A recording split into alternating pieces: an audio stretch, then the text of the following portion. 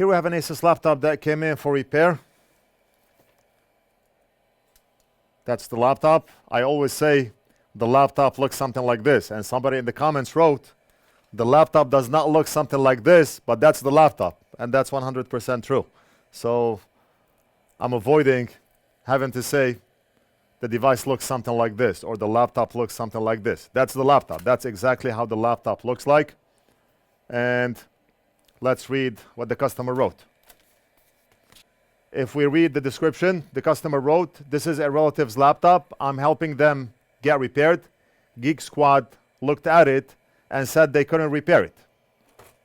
Geek Squad means Best Buy, a big electronics chain here in the US.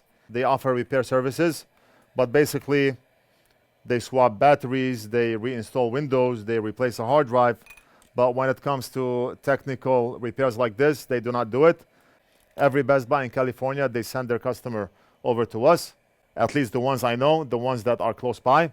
And it used to be that Fry's, also a big electronics chain that went out of business, they used to send their customers over to us as well. So let's take a look and see what's going on. One thing I can tell you, this laptop has been tampered with before. It's been opened. And the reason I know, there are many ways to know, but if you look at this cable here, it's going all the way under the board. We did not disassemble the board yet. Most faults I can find by looking at the surface. We do not have to remove the board. But if for whatever reason I'm not able to figure out the fault, then we can remove the board and inspect the back. Battery connector is good. Before we do a visual inspection on the board, why not test to see if we have a short circuit? Asus laptops are one of those devices that we repair and fix every single day. Every single day. That's the power connector right here. That's where you plug in the charging cable. And right next to it, we have two MOSFETs. If we measure the drain of the second MOSFET, do we have a short circuit? And of course we do. What's new, right? We have it that short, a 0 voltage drop short. Before we waste our time visually inspecting the board or doing any measurements, let's inject voltage and monitor the board under a thermal camera and see what gets hot. Now, I do not see that any work was done on this motherboard. I do not see any signs of flux, and I do not see any signs of repair. I have not looked at back of the board, but so far so good. Let's go to our thermal camera. We're gonna inject voltage at the drain of the second MOSFET using the NF.short, the NorthridgeFix voltage injection tool, which we currently have out of stock. A lot of people are waiting for this. You see we have a beep when I inject voltage.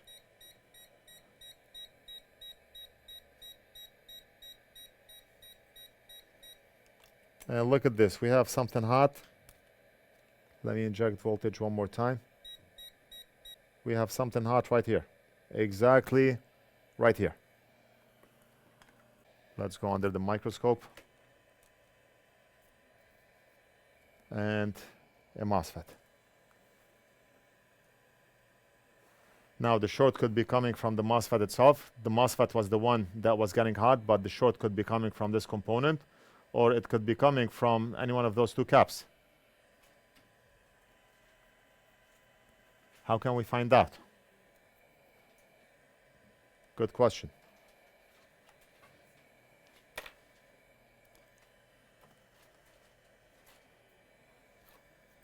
We can try by desoldering the caps, and then we can go for the MOSFET.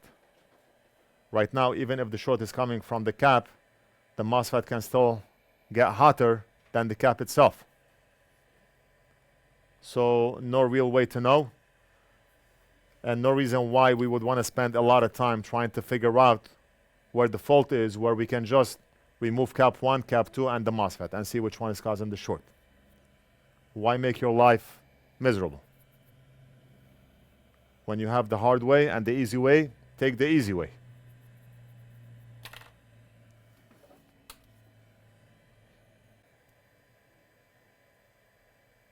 Maybe we can start with this cap right here, the one closest to the MOSFET.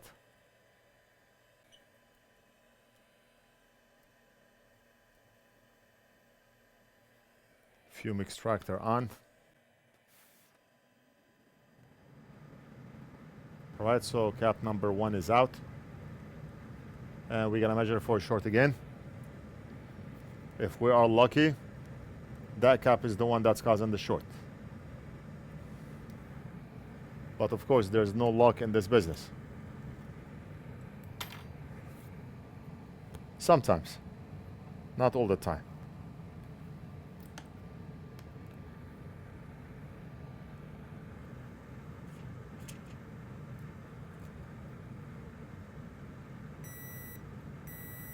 And we still have a short.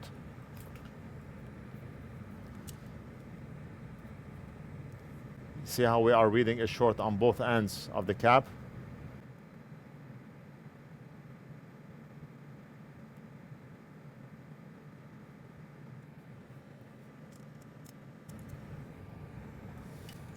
So maybe 3 times is the charm.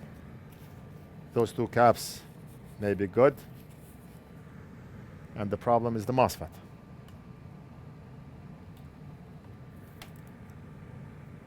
Let's measure. Do we still have a short? And we do. Okay, no problem. Let's put those caps back.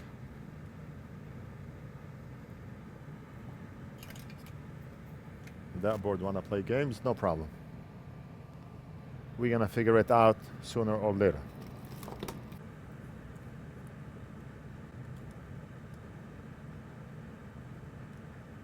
I'm using NF.mini, the NorthridgeFix amazing mini solder pen.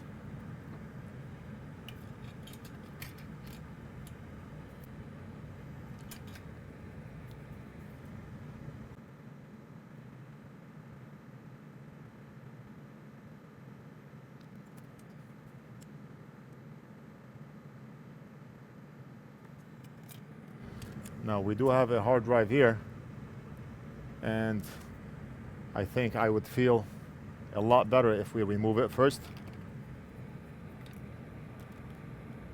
Let me unscrew, remove it, and work safe.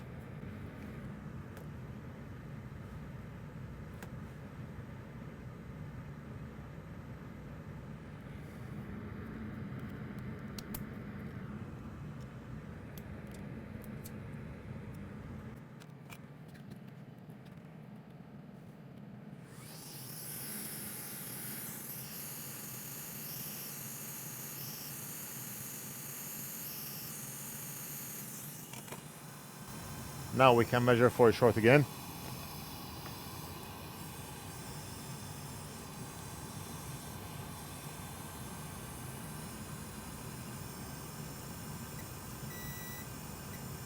And we do not have a short anymore.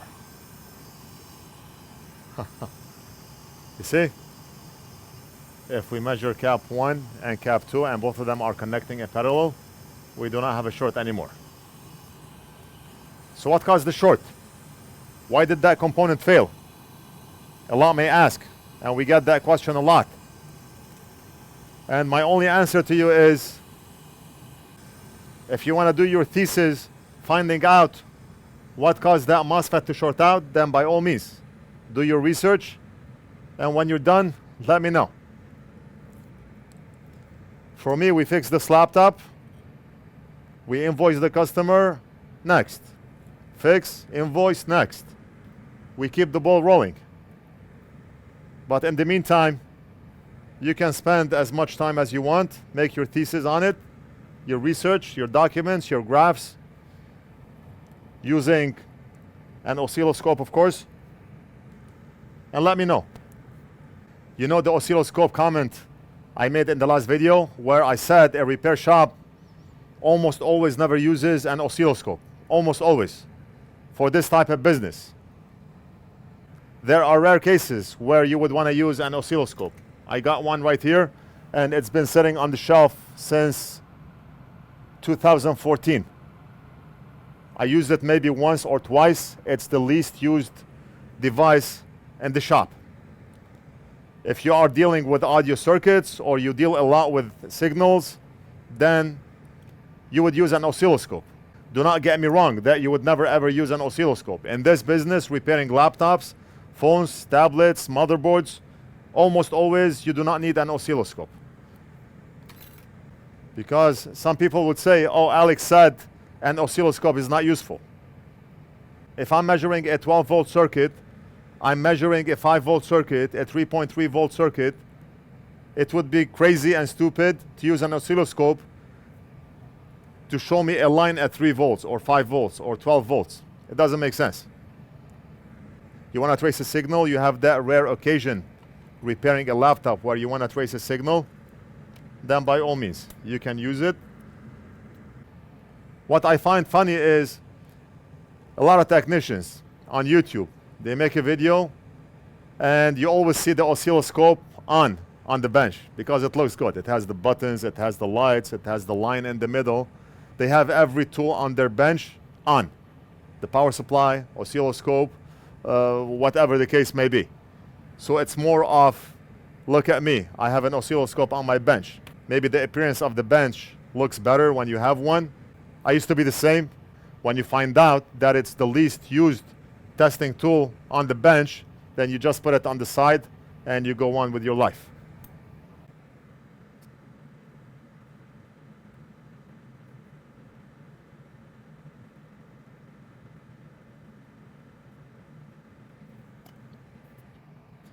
Now we're gonna grab a donor board.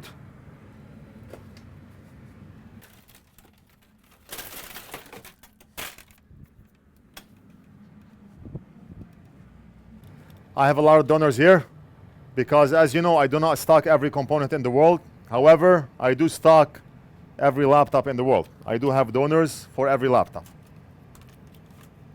I need to look at how the board looks like because I have every shape. It's not this one with the long edge. It looks like it's this one, the shorter edge and the shorter edge. That's thermal paste. Let's measure, make sure we do not have a short circuit on this board. Meter in diode mode. And we're gonna test here. And we're gonna test here. And it looks like we have a short circuit on this board as well. I do not know if the short is coming from this chip or not, but what we can do is we can remove the chip and we can measure for a short circuit again. If we still have a short circuit, it means the short is not coming from this chip.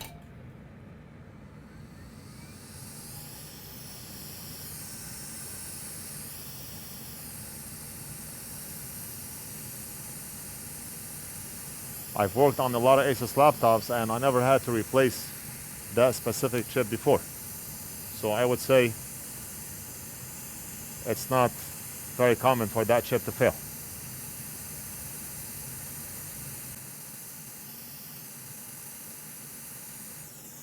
And we're gonna check, do we still have a short circuit? If we do not, then the chip is most likely faulty. And we still have a short circuit. All right, so we're gonna assume the chip is good.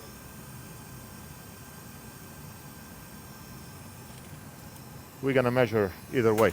We're gonna solder that chip on the board and we're gonna measure afterwards.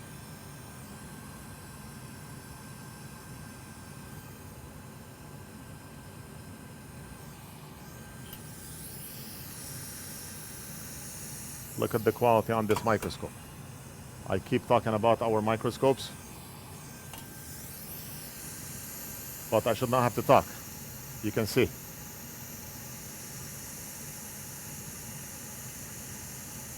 If you are getting in this business, you are doing this as a hobby, or you want to do this as a job, you're not going to find anything better than this microscope. 100% guaranteed. We have the scope, the articulating arm, ring light, anti-glare light, everything that you need.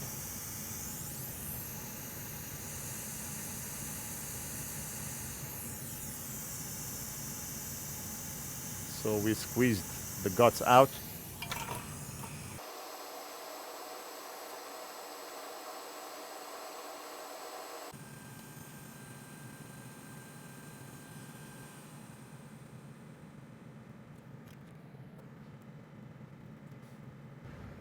You know, there's one thing that we sell that I have not used here on the bench yet, and I always mention that we use everything that we sell, but just one thing I did not use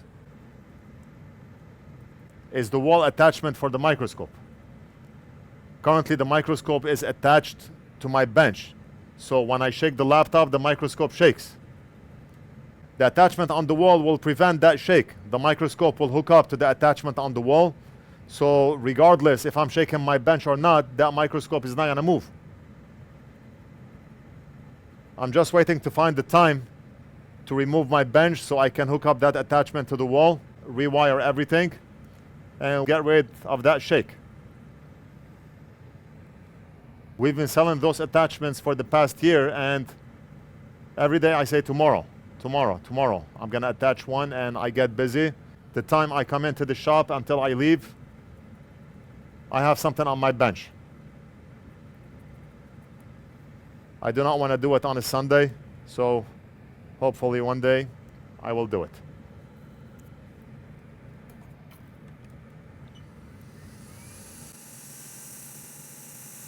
You see, if I move my bench, since the microscope is connecting with the bench, the microscope moves also.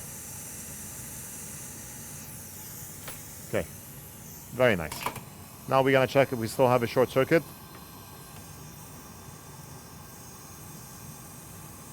Meter in diode mode, and we're gonna measure right at the top here, and we do not have a short. I'm reading 0.37. Perfect. Very nice, very nice. And hopefully we have a working laptop. And if we measure here, we should not have a short on the drain of this MOSFET, and we do not. Amazing. I'm gonna attach the battery, and I do not know if the battery is charged or not, but one way to find out. And let's connect the hard drive, or we do not need the hard drive. Who cares about the hard drive right now? Are we gonna see a light? Are we gonna see a keyboard backlight? And I see nothing.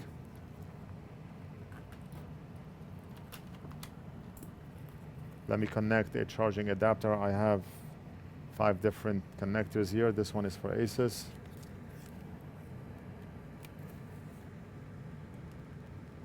I do see a charging light. I'm not sure if you can see it on camera, but I do see a charging light, and if I press on the power button, I do see a white light right in the center, and we just have to wait. Fans are spinning.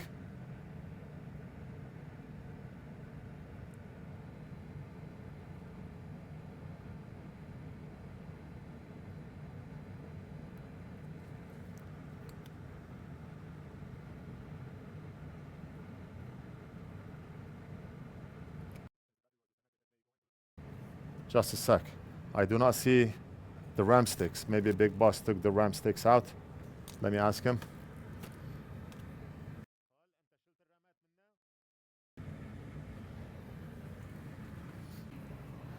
Yeah, Big Boss removed the RAM stick right here.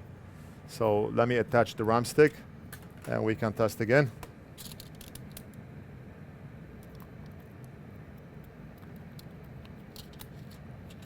So the RAM stick is attached right here. And let's try again. Press the power one more time. I do see a white light. Orange light is blinking.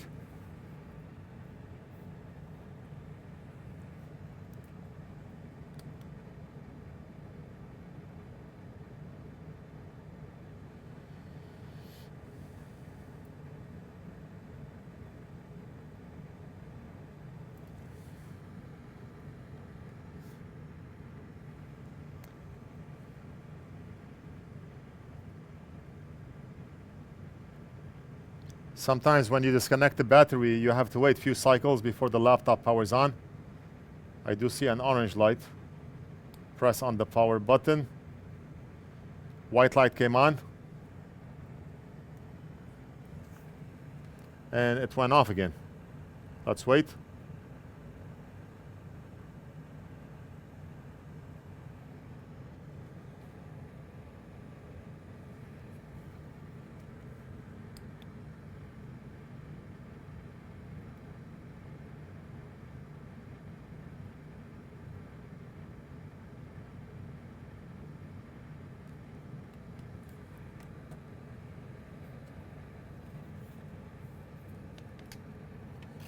I think I'm gonna have to give this to Big Boss to reattach the heatsink because we do not have the heatsink connected. So the laptop may be shutting off because there's no heatsink on the board. Try it one more time.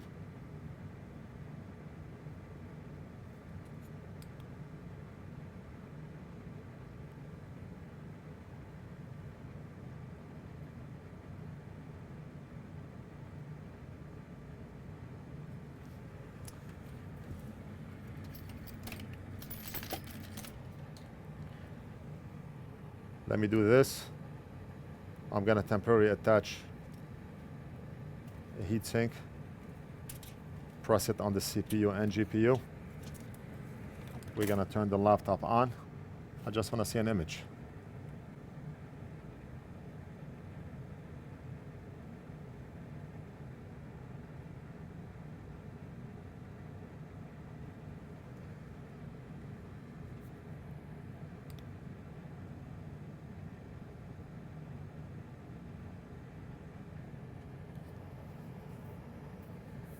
Yes.